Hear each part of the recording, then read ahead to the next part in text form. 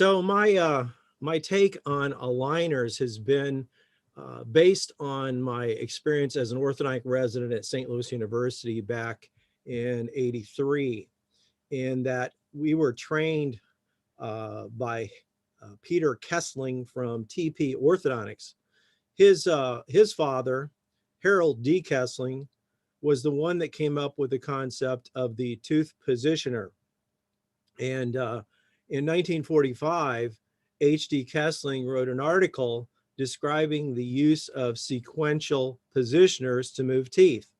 So when introduced to the idea of using a series of clear retainers in effect to move teeth in small increments back in '99, it certainly made obvious sense to me. And it was something that I didn't go into exclusively because the majority of my patients are still treated with traditional braces, but it was intriguing and I got involved in using aligners from that point forward in my practice.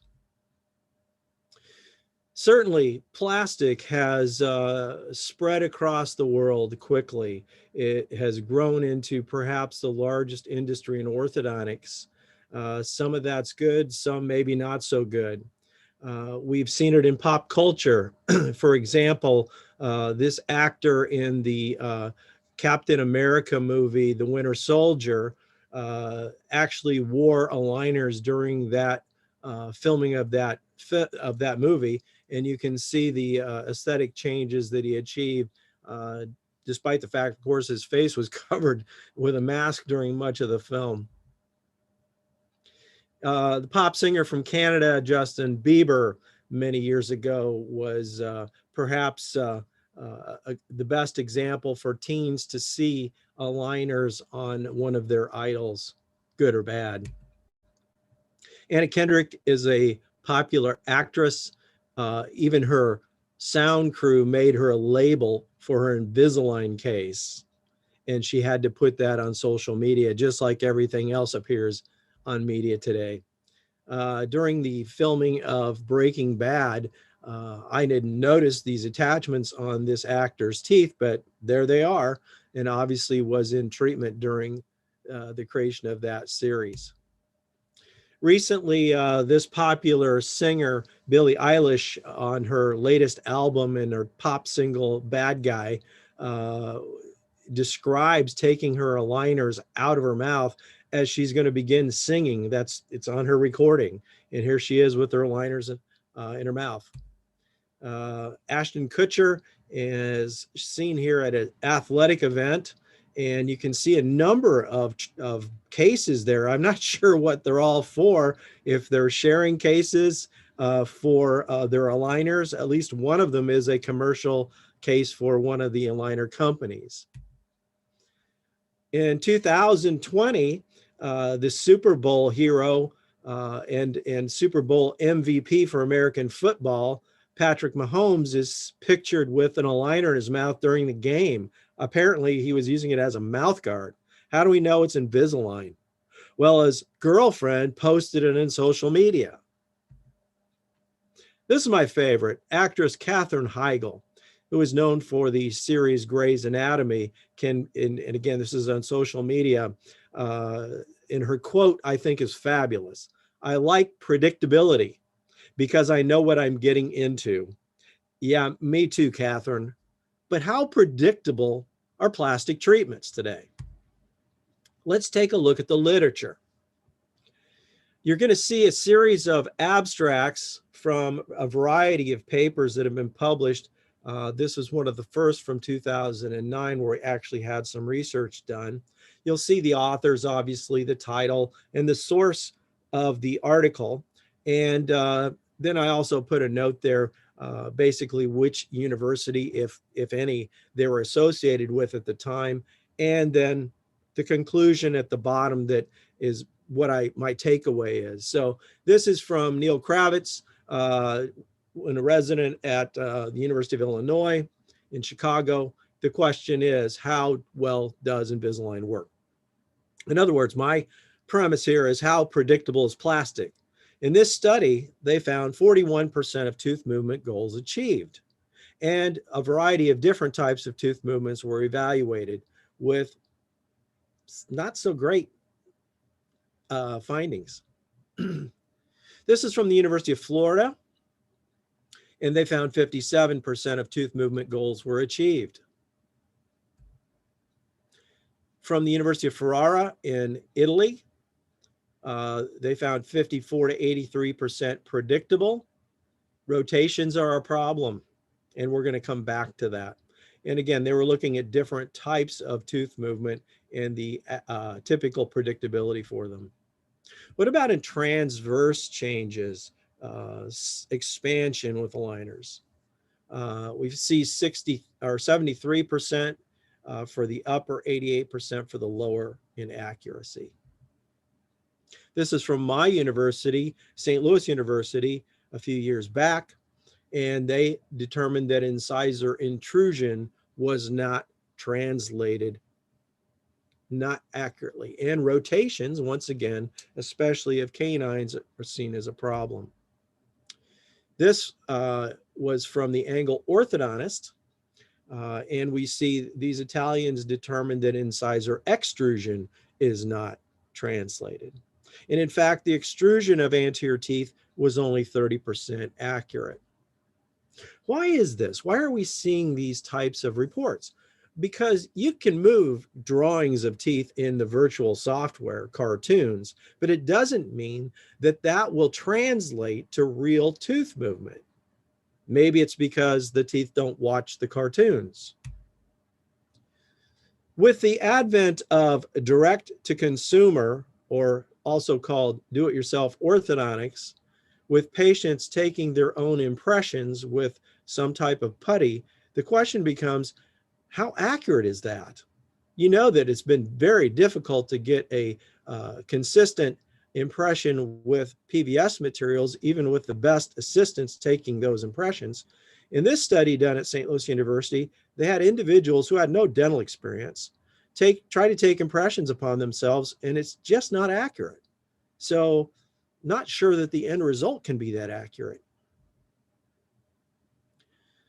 My friend Luis found that upper lateral incisors, that rotation is not very accurate, and they're problematic.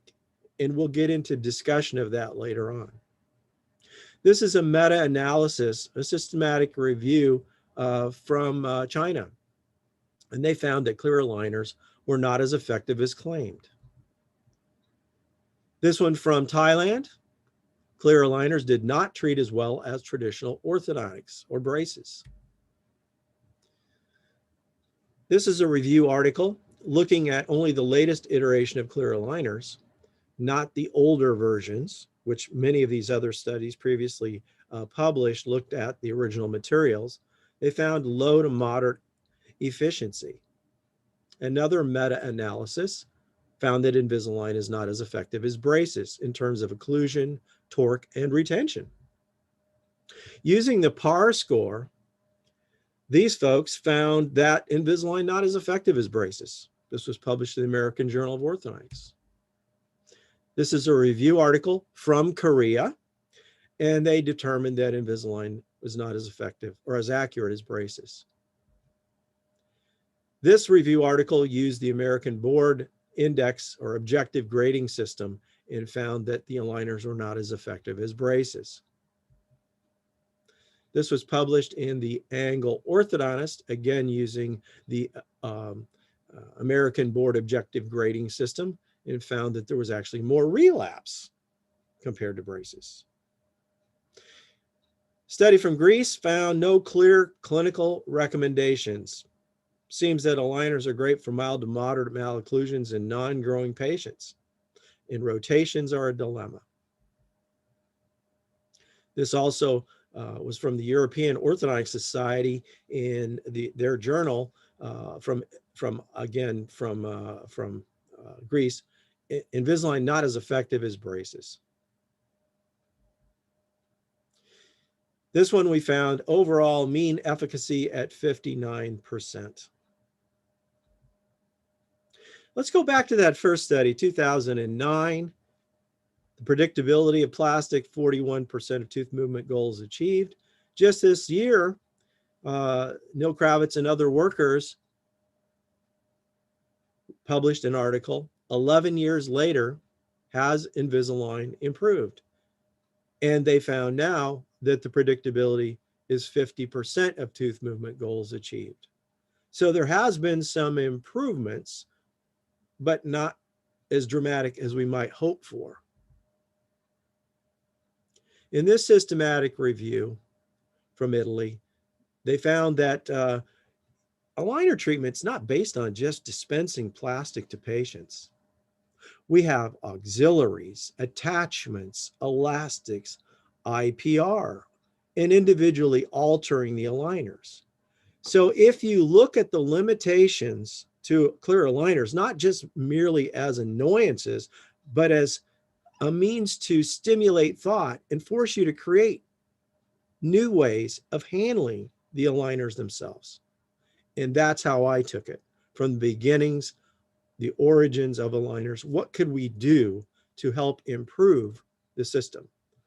So I came up with some innovations, some ideas. I've had some publications, which again, I'll talk about later, and some devices to help improve predictability. First thing I came up with were aligner chewies. I was in Dr. Orhan Tuncay's office in Philadelphia. He has a primarily in aligner practice for adults in downtown Philadelphia. This was many years ago.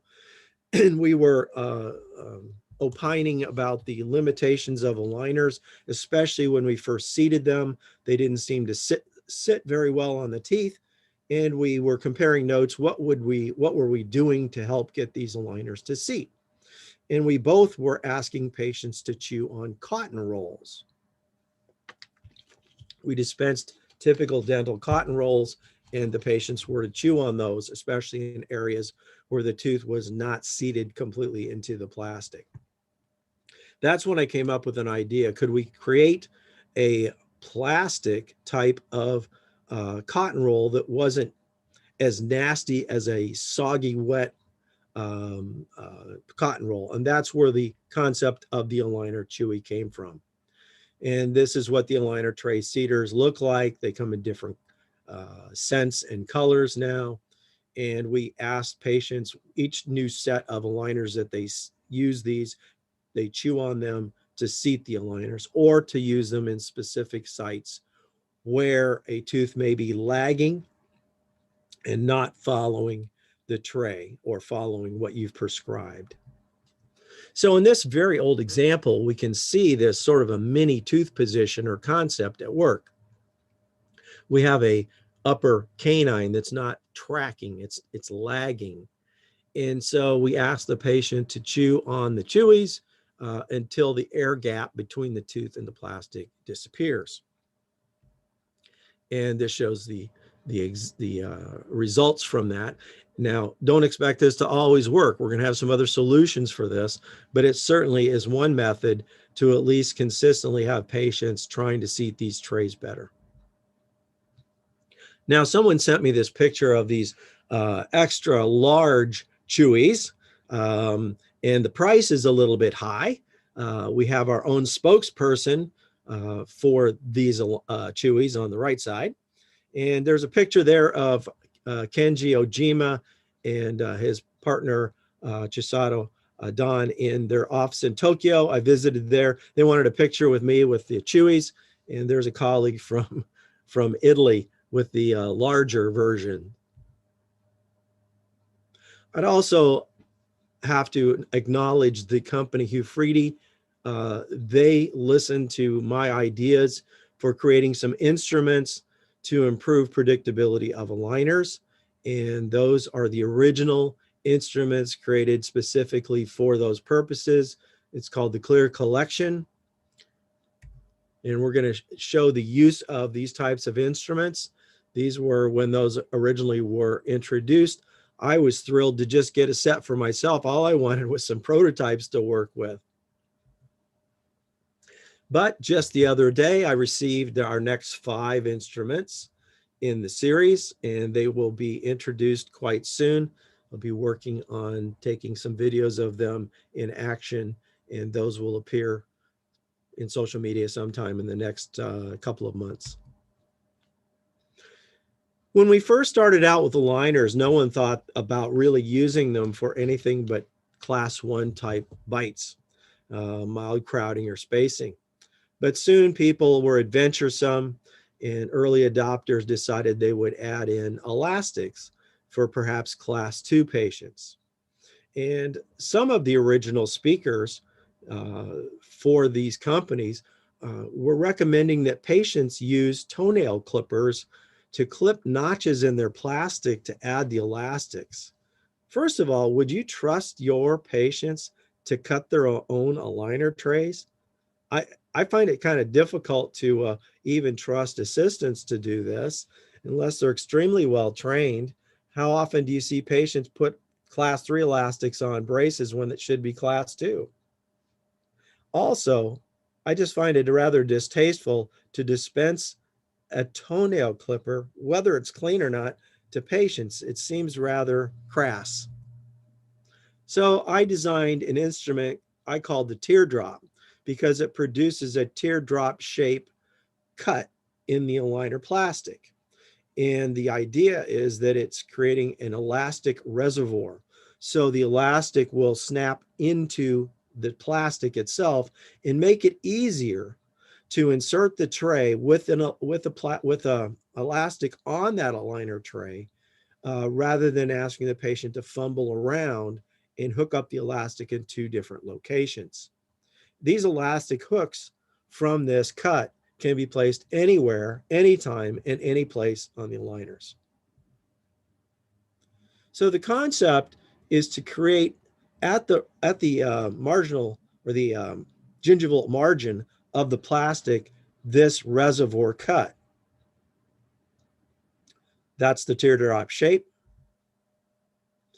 So the elastic is placed into that reservoir, and then the tray is seated, usually on the upper, sometimes on the lower, and then you're going to stretch the elastic to what other notch or button you're going to use to, especially in intermaxillary situations, class 2, class 3, vertical elastics, box elastics, as we'll see. This is the type of notch commercially provided when you order aligners. And you'll notice that it's wide open and it will not hold an elastic in place. So it makes it a little bit more difficult for a patient to manipulate the elastics in their mouth. Certainly can be done. A colleague produced a book called Insider's Guide to Invisalign Treatment. That's Barry Glazer. He prefers to have notches at the molars along with those in the anterior, but he has to place a very large attachment on the molar. Otherwise, the elastic will dislodge the aligner. Let's put this into plastic for a moment, or into plastic, yes. Let's put it into practice for a moment. How do we add adjunctive forces or anchorage for plastic? This is a 54-year-old adult female who presented with a chief complaint of lower teeth crowding. Yes, lower teeth. Didn't want me to touch the upper teeth. So we said, okay, we'll straighten your lower teeth. She's got severe crowding, a deep overbite, and right side class 2 full step. So after we straightened the lower teeth, she came and said, okay, now we can do the uppers. Apparently she had to get some courage and trust in us. So we're going to remove the upper right first premolar in this instance and retract the canine and make space on the upper.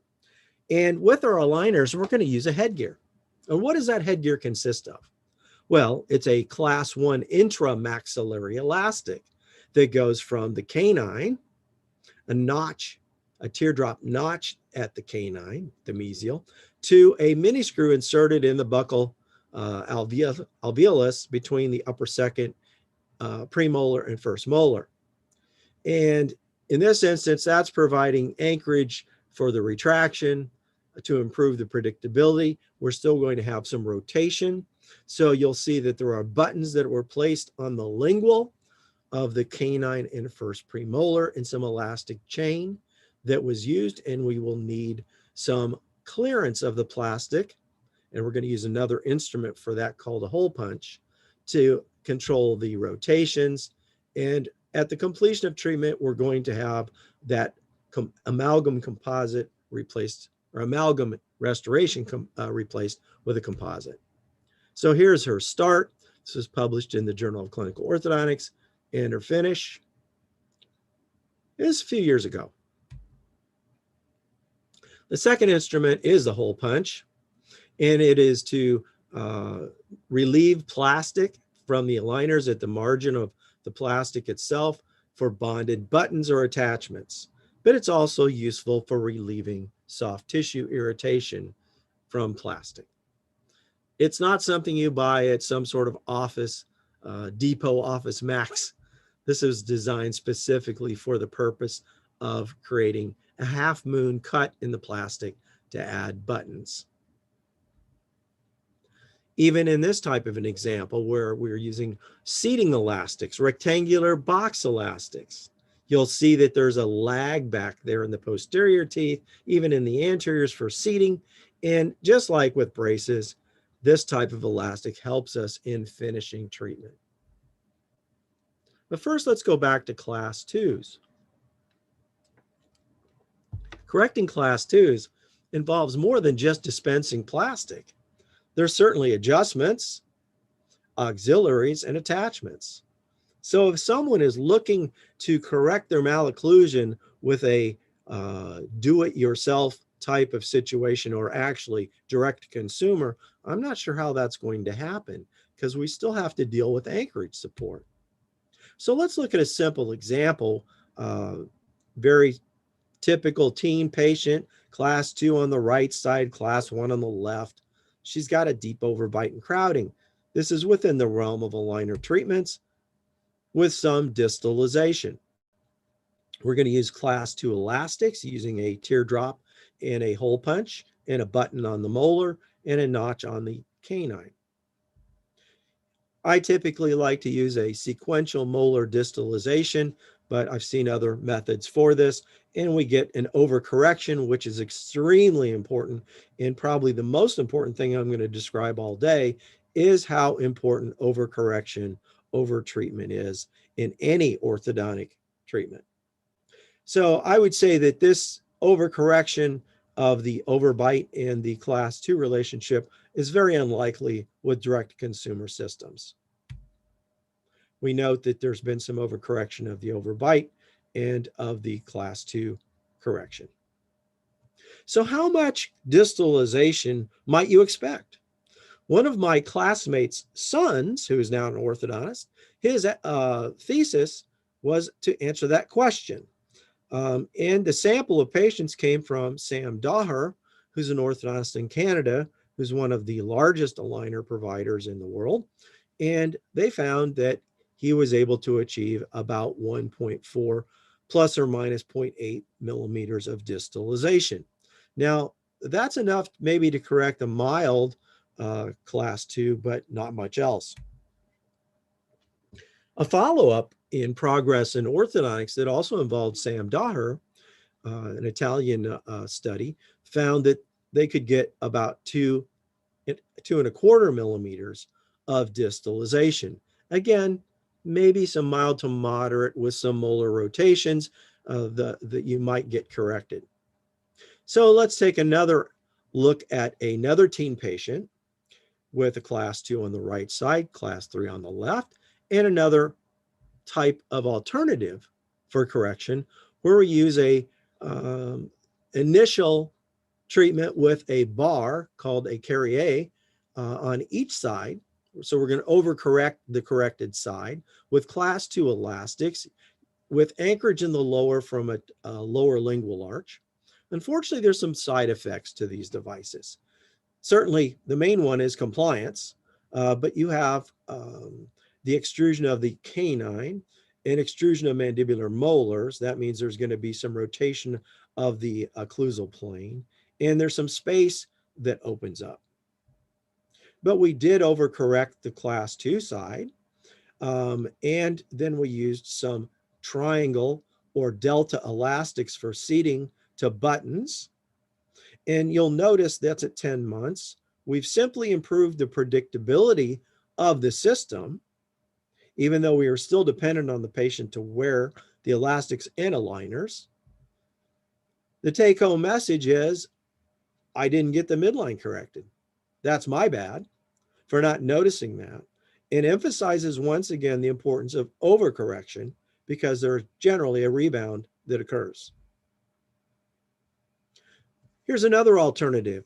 I call this a combo meal, combining two different concepts. One, the class 1 intramaxillary headgear using an elastic to the aligner back to a mini screw, as I showed earlier, to support the sequential molar distalization, and also class 2 elastics. So if we note the two vectors of force, the summary is a distalization or distal movement. But you need to add in some molar rotation in this type of class 2 correction as well. So we'll show another example of this. This is an adult patient, and she has previous orthodontic treatment that involved extractions and has had some relapse, specifically slippage of the upper right lateral incisor and some slippage of the right posterior buccal segments into class 2 half step. So we're going to use this combo meal concept using class 2 elastics and a class 1 intramaxillary elastic.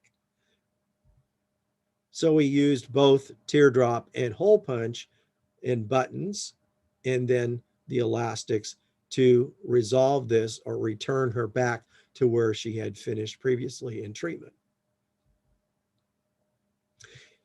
Here's another example with a deep overbite lingually inclined upper incisor, sort of a class 2 division 2, and a Carrier bar, and we're going to distalize that posterior segment and use class 2 elastics for retraction subsequent to that. Now, going back to look at this concept of segmentally distalizing, we'll look at a class 2 division 2 adult patient.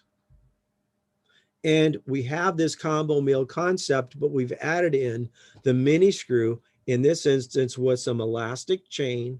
So we have a consistent, constant light force from elastic chain that precludes our dependence upon compliance in this first step. In that no matter what's going on with class 2 elastics, we're going to get some action. And it's counteracting the extrusion of the canines from this device. And it's a more predictable distal segment retraction. Once we've completed that amount of distalization or overcorrection, as Tony Gianelli always recommended in distalization, now we go to the aligners for finishing. And we're still going to continue the elastics both to the mini screw and to the buttons. So it's an elastic supported anchorage for the retraction and torquing of those incisors with this combo meal approach. So here is her start and her finish. Once again, unlikely to occur with any type of direct-to-consumer system without direct interaction with some type of orthodontist. So we're just simply looking to improve predictability. And we again see another example here with peg-shaped lateral incisors in a class 2 division 2 type patient. We're getting progress even without elastics as we have elastic chain, improved vectors of force, and we're reducing the extrusion of the canines. And since we don't have to depend on class 2 elastics, some reduction in the amount of occlusal plane rotation. So here we see this patient in the steps, pre-aligner distalization in the combo meal approach. Note the amount of distalization that was produced, and then we go to the aligners with elastics as well. Taking a look at this device, this was a distalizer. The name has been changed. I guess that was because it is a retractive device. And with the current popularity of so-called airway-friendly orthodontics, it didn't sound so good to be retracting anything, but that's what it does. And it's not anything new. In 1921, Calvin Several Case, the inventor of class 2 elastics, by the way, before the turn of the 20th century, had published in his textbook the same device, basically called a span hook. So he was again distalizing segments of teeth long ago and wasn't making any claims that we were improving airways or changing condylar position with these devices.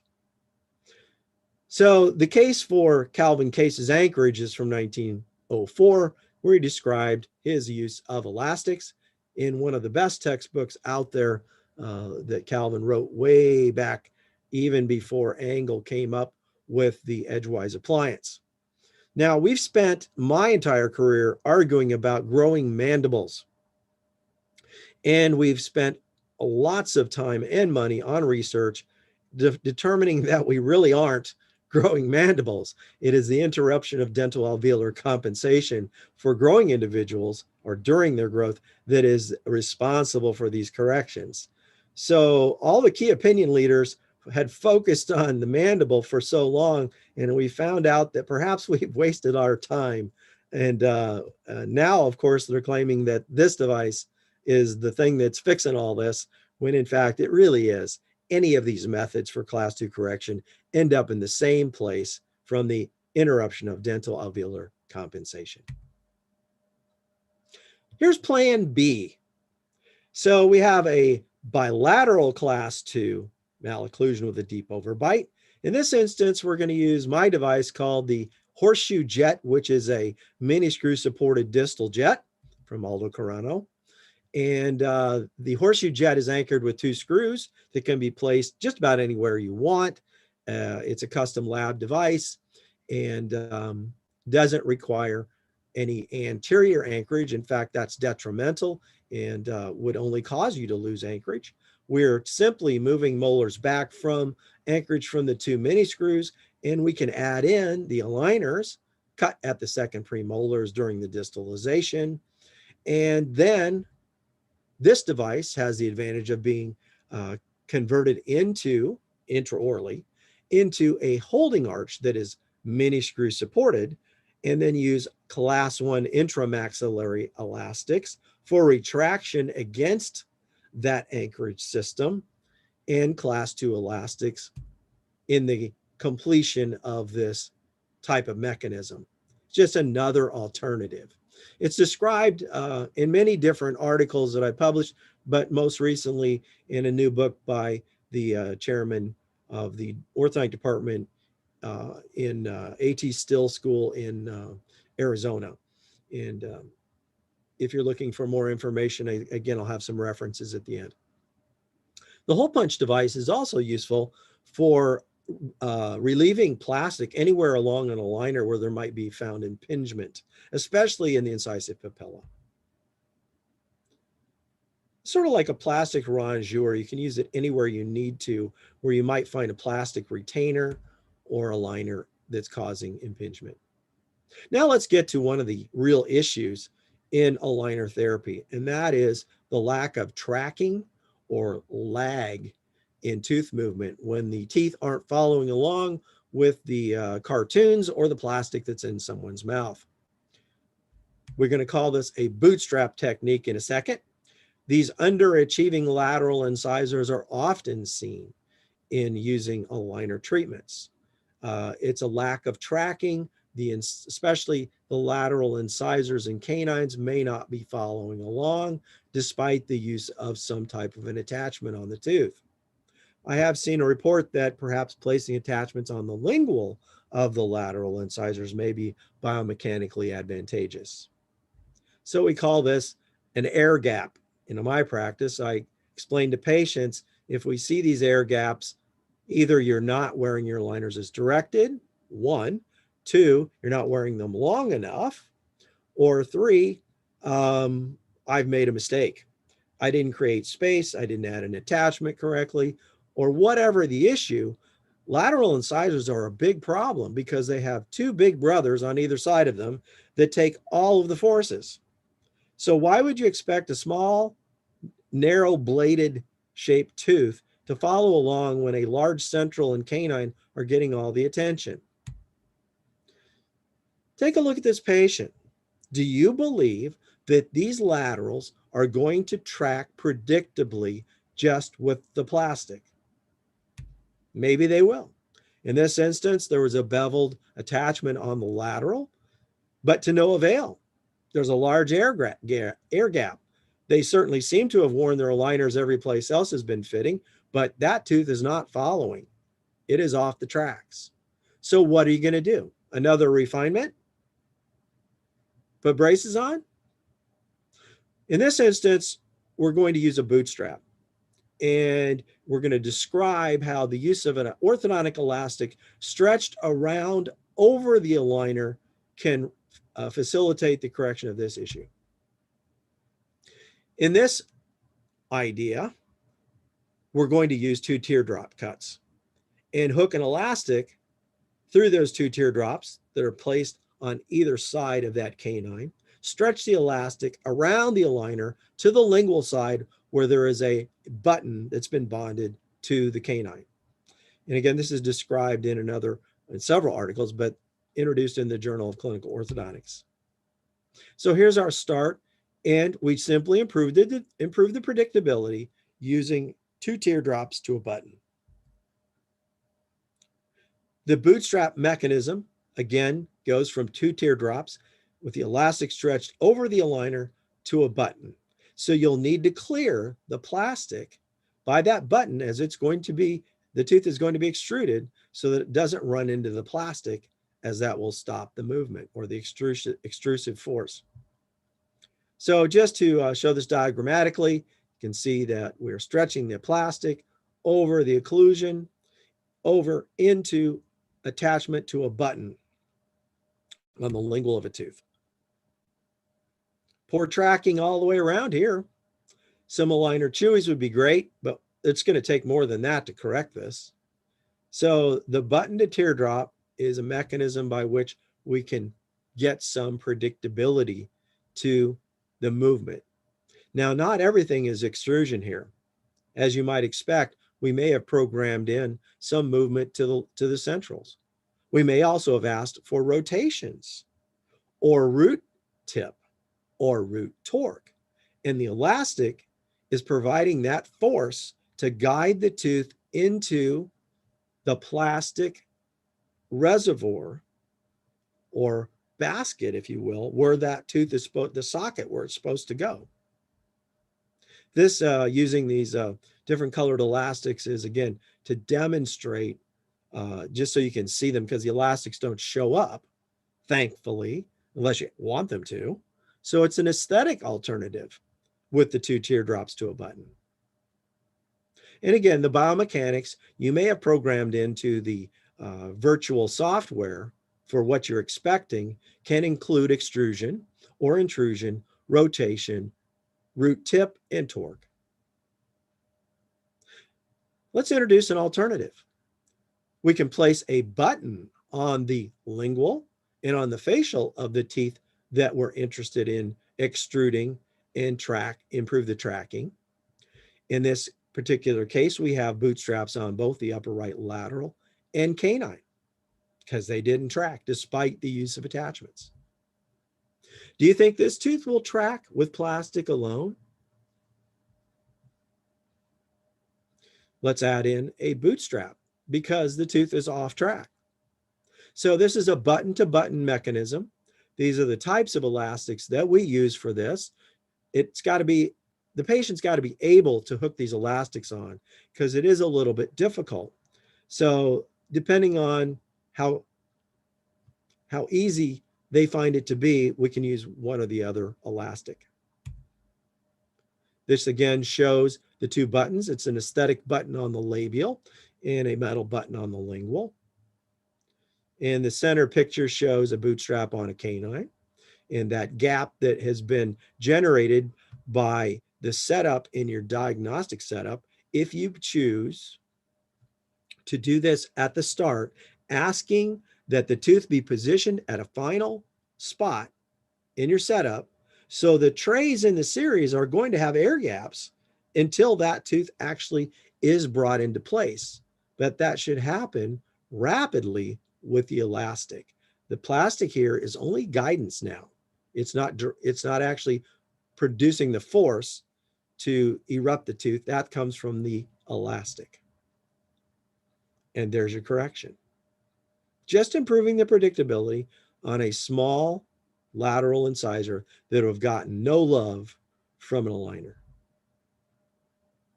Here we have two off-track lateral incisors, and we're also asking for some intrusion, obviously, of the upper centrals. So it's bootstraps, plus also class 2 elastics. You can see the buttons on the lower molars. And here's our result. This photograph was posted on the internet in a discussion forum maybe a year ago. You note that there's two attachments on that canine, and yet the tooth has not tracked. Well, all I did was draw a couple of lines on here. The black line is the actual width of that canine, and the red line is the available space within the aligner for that tooth to seat. There's no way that that canine could ever come into that position. Look at the line angle of the first premolar. There's no way. That's a wedge. It's trying to intrude the canine. And in fact, that's what happens in many of these instances. So you're not going to get anything to occur unless you have space. There has to be enough room for these teeth to move. And that may need to occur before you begin to extrude or during the extrusion process. Once again, the clinical question is, will these lateral incisors track predictably with only plastic? Well, first of all, there's no room, and they're severely rotated, which is really a problem with aligners. A colleague of mine, Jonathan Nicozisis from New Jersey, came up with a modification of the attachments. He calls it a sash attachment for rotational correction of upper lateral incisors. Could also be used for some extrusion. The sash appliance is a rectangular, prominent, beveled attachment that has been rotated about 45 degrees to facilitate the rotation. Yeah, I've tried those too, and they work sometimes, and sometimes they don't. And that 4mm attachment on the lateral, this is in progress, and we've seen the tooth still off the tracks, and nothing has happened to the incisors, the centrals, because we've been pushing on them, which pulled the plastic away from the laterals. On the left, that's Slash from Guns N' Roses, not to be confused with what is a sash. And that is what is draping along this orthodontist, who is a commander in the US Navy, and that is Dr. Corinne Devon. But I like the sash so much, I think it looks best on me. So I thank Corinne for letting me model one of her sashes. So back to this patient where we've lost tracking, and now we're going to add a bootstrap with elastics with two buttons, facial and lingual, and we need to correct rotations, extrude laterals, and intrude centrals. And this is the more predictable resolution as pictured in an article I had published in Seminars in Orthodontics, which is actually the title of today's presentation. So it's great to do this once or twice, but let's show some more examples. This is a teen. Upper right lateral is problematic, need to intrude the incisors, centrals, extrude the laterals. So this is button to button, bootstraps, and just a more predictable result. So you might get the idea that you can use bootstraps as a rescue when things have wandered off the track, or you might consider this before you begin treatment. In other words, I would do the setup with the tooth in its nearly final position and then the plastic's going to have a gap. So I've already put it off track at the start, and I use the bootstrap from stage 1. Here are peg laterals. Do you think that you're going to find plastic to track to those? What about an attachment? How big is that going to be? How about bootstraps with an aesthetic button on the labial and buttons on the lingual? And we're intruding centrals, extruding laterals, and creating space for aesthetic restoration of the laterals simultaneously. And this is the finished result after composite aesthetic restorations were completed for this patient. How about that for an adult? She's got peg-shaped lateral incisors crowding upper and lower. I hesitated to do this without removal of premolars. However, with those tiny laterals, we went ahead and we took the chance of doing expansion the lower, which makes me somewhat uncomfortable.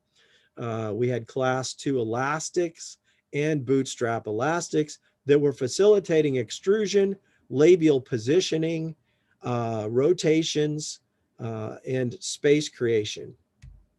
And here she is after her final restorations for those lateral incisors. Another adult with a V-shaped maxillary arch form, and again treated with aligners with bootstrap elastics.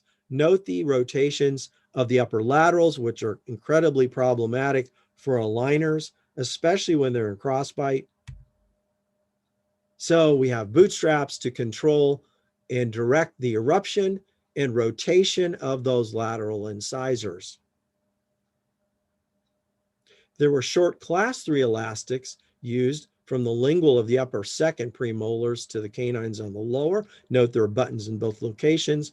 What our intent was here is to create positive overjet to avoid problems with contact in the incisors. And so here is our start and our finish result. Again, only trying to improve predictability. So let's put some of this together. Some quick tips, helpful hints.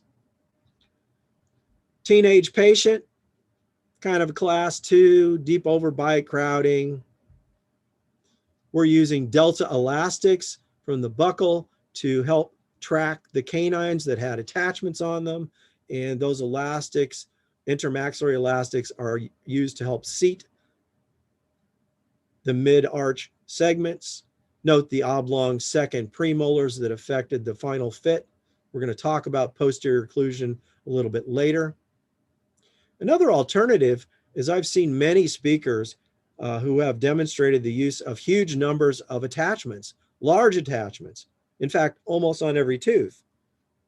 My question is why? And are they necessary? I don't know. All I can tell you is you can see what I've done without those huge attachments and using some elastics, of course.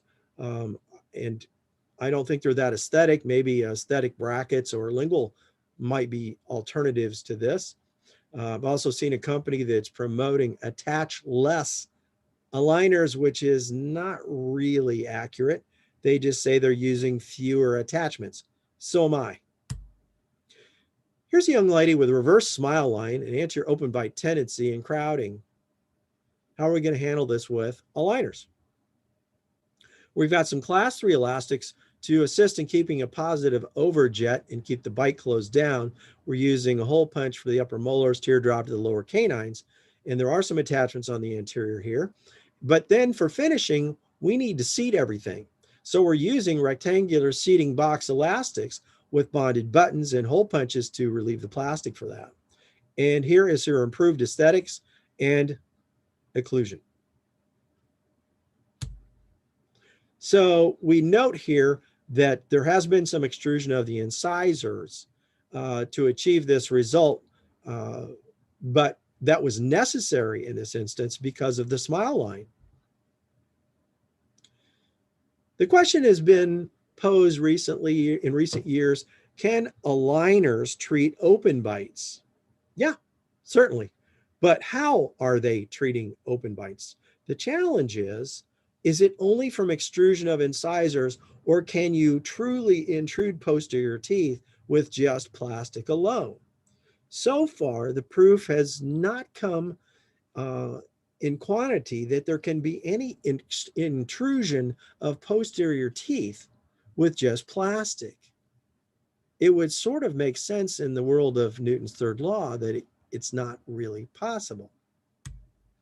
So in effect, it might be necessary to use mini screw anchorage.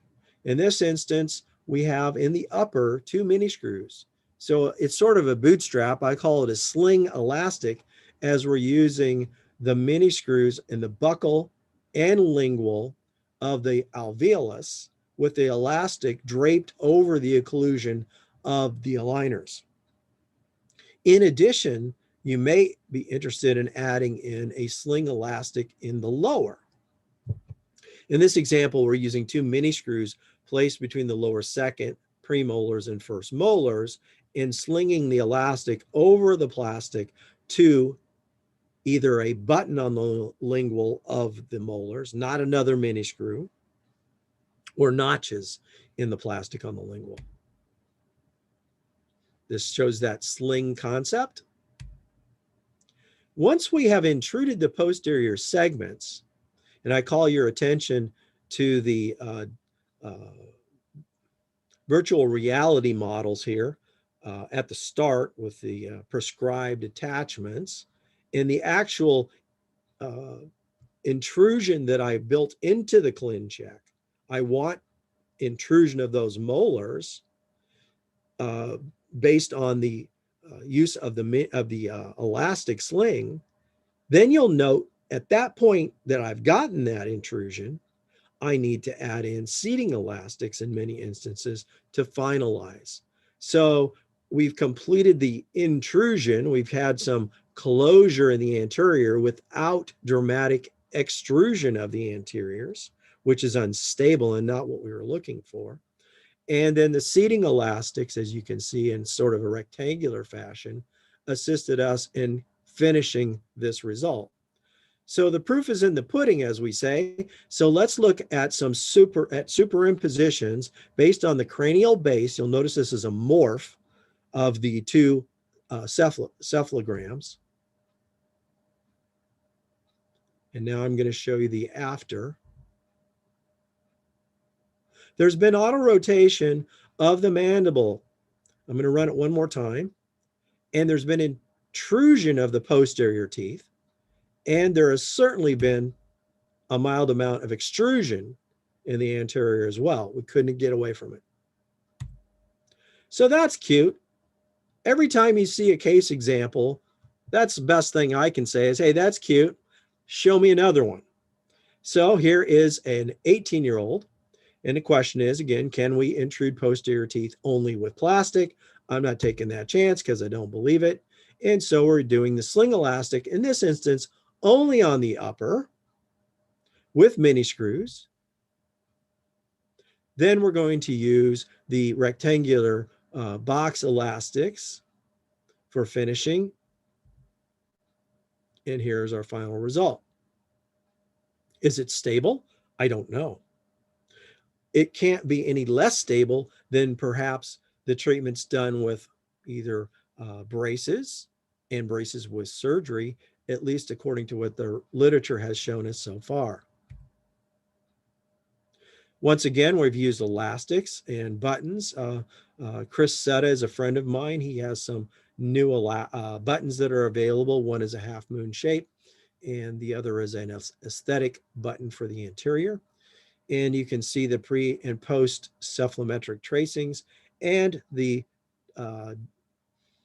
virtual modeling here of what was done in the treatment. So you see the second image was the results of the intrusion going on to another refinement and using seating elastics. So let's move into individualizing and customizing our aligners, and overcorrecting is very important. One instrument's called the vertical. It produces an indent without using heat. These indents accentuate rotational control and increase retention interproximally for aligners or retainers. and just it requires a soft touch for that indent. It can be used at the tooth line angles to enhance movements that you're looking to achieve. And you may not need another refinement in some instances because the vertical indents may be able to correct this by producing a rotational couple, by producing a force on the facial, distal, and the lingual mesial, as you can see in this example. The second instrument is called the horizontal. It is used to increase retention under attachments or in undercuts for retainers and add torque ridges wherever you would need them. So this is to help to reduce lag or aligners being dislodged.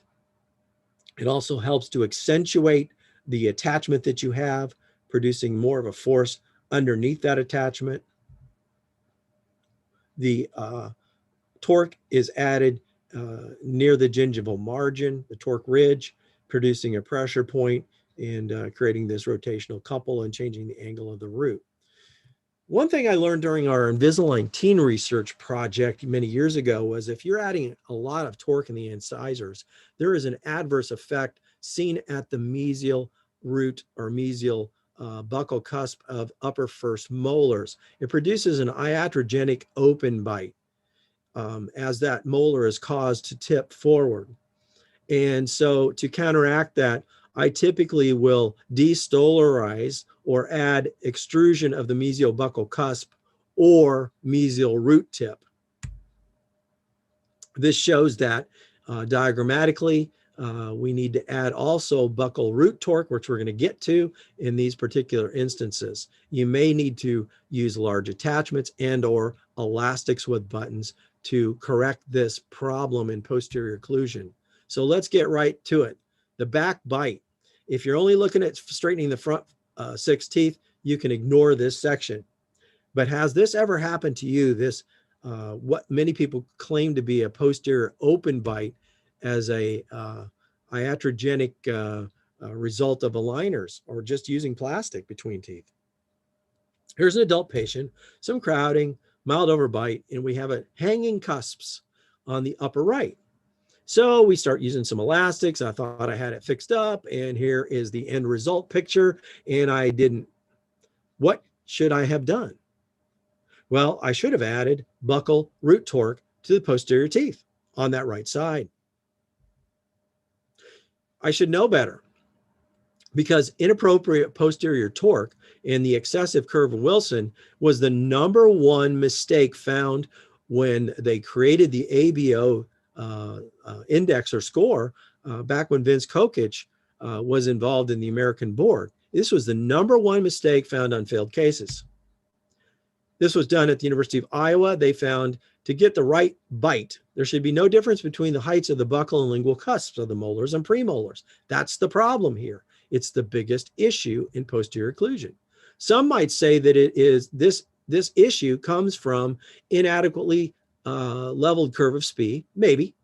And the open bite then is propped open by contact in the anteriors, maybe. But I believe it's more of an issue of stolarization combined with inadequate posterior buccal root torque. So the envelope, or constricted envelope in the anterior definitely needs some flaring of the upper incisors, but that isn't going to close all that down with the hanging cusps. So here we have another finished result, just missed this one too. So before you start the treatment, assess this in your diagnostic setups and decide, do you need to add this? Especially if you're doing any posterior expansion at all, you're probably going to need to add posterior buccal root torque. And you can do this individually in your setups. And that's sort of what it looks like if you're looking on a, in this instance, a ClinCheck.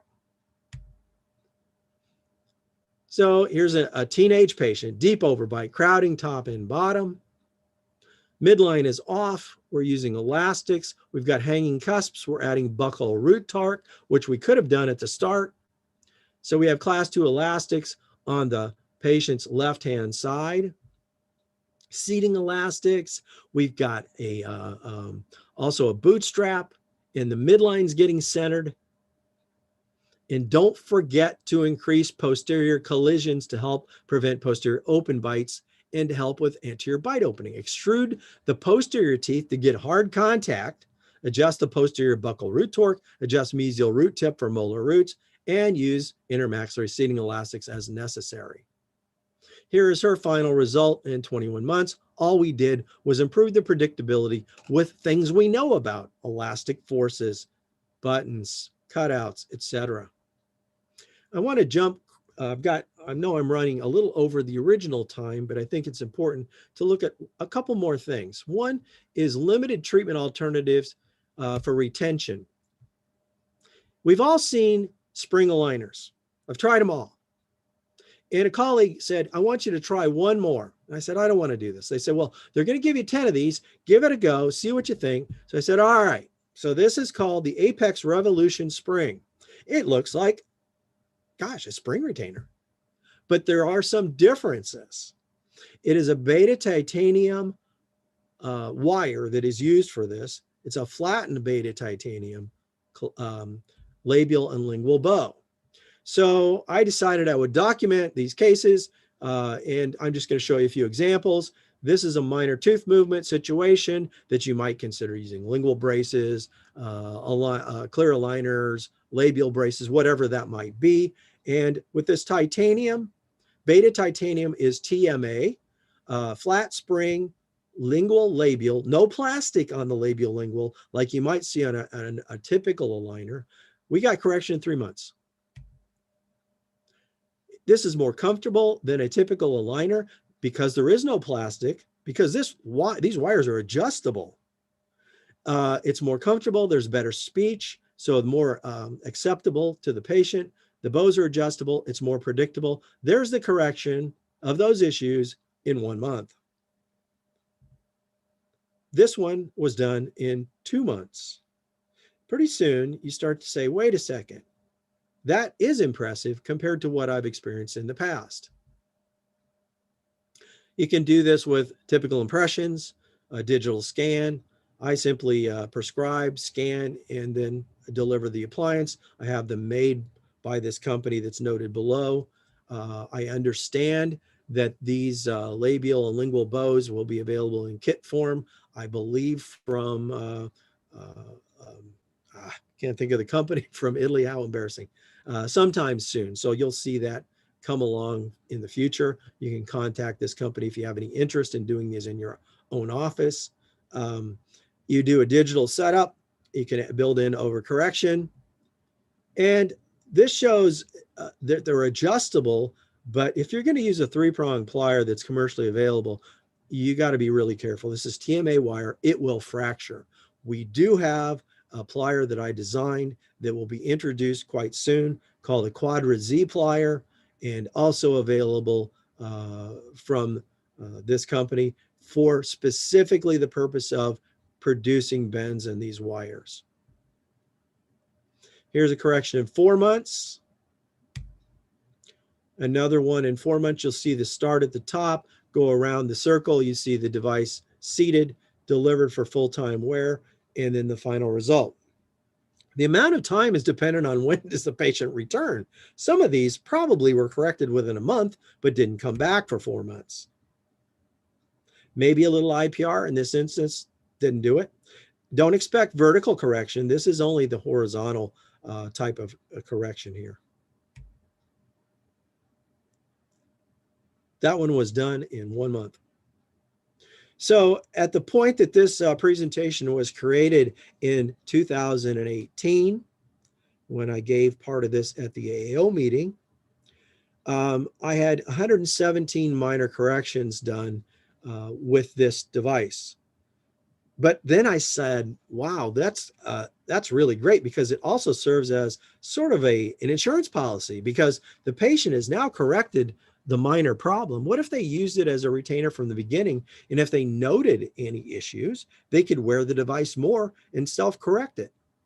So for 3 years, we've done over 1,500 of these, the majority of them in the lower arch, but some in the upper.